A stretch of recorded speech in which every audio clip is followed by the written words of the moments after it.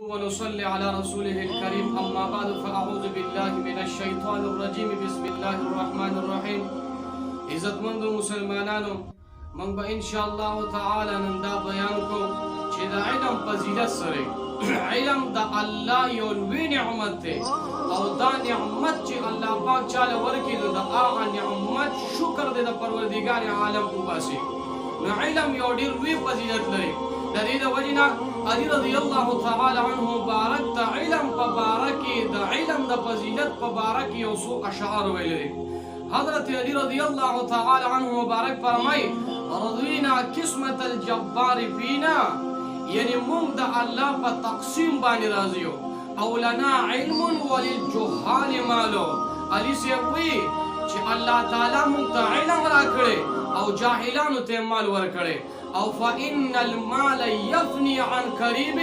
زکه مال دا به عن قریب د چې دا به پناه شي او وإن العلم يبقى لا يزال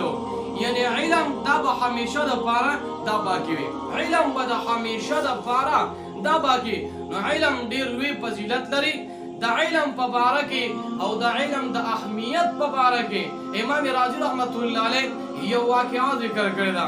امام رازی رحمت الله علیه هغه واقعا ذکر کړی دا چې نبی کریم صلی الله علیه وسلم مبارک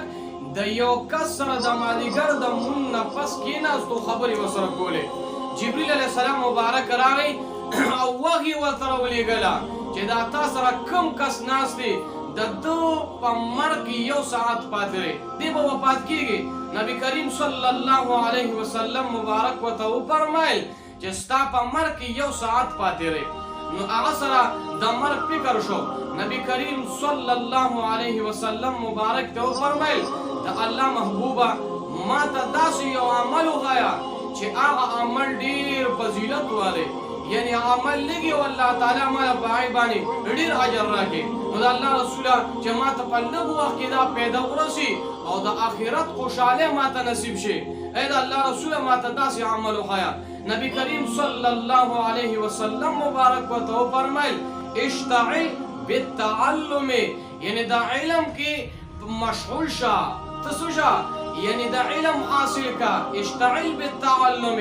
یعنی ته علم حاصل کا همدغه کس هغه کېناستو د علم او د تعلم دپاره هغه کېناستو ما هم وفات شو نو ګوره دې ځای کې راوي وایي که چېرې د علم نه ماسیوا فضیلت والا شیز وي نو د الله رسول مبارک ورته په دغه دوران کې یعنی هغه څیز کولی و چې د علم نه فضیلت والا دا څیز دی ته دا عمل وکړه راوي وایي د علم نه فضیلت والا بل یو شی نشته د دې د وجې نه امام محمد رحمت الله علیه چې هر کله وفات شو چا په خوب کې ولیدو چې الله د سره څه معامله وکړله امام محمد رحمت الله علیه فرمایي چې الله ته مخامخ شومه نو الله راته وفرمیل امام محمده غواړه څه چې غواړې وی ما ورته وی یا الله پاکه صرف ما ته مغفرت وکړه الله ورته وفرمیل امام محمده ما خو تاله علم دې دپاره درکړي چې زه ستا مغفرت وکړمه ستا مغفرت وکړمه دې دپاره نه چې زه تاله عذاب درکړمه نو پروردګار عالم ورته وفرمیل ما ستا مغفرت کړی دی غواړه نور څه چې غواړې نو وګوره دا د علم فضیلت شو او یو حدیث مبارک کې راځي نبی کریم صلی الله علیه وسلم مبارک فرمایي قلیل العلم کثیر نبی علیہ السلام فرمایي قلیل العلم خیر یعنی کثیر العباد د الله رسول مبارک صلی الله علیه وسلم فرمایي یعنی علم لغونته علم دا د ډېر عبادت نه دا بهتر دی پروردگار عالم دی مونږ تاسو تمام مسلمانانو ته علم نافع را نصیب کړي او په هغې دې مونږ تاسو ته استقامت نصیب کړي پروردگار عالم دې دا عمل کړي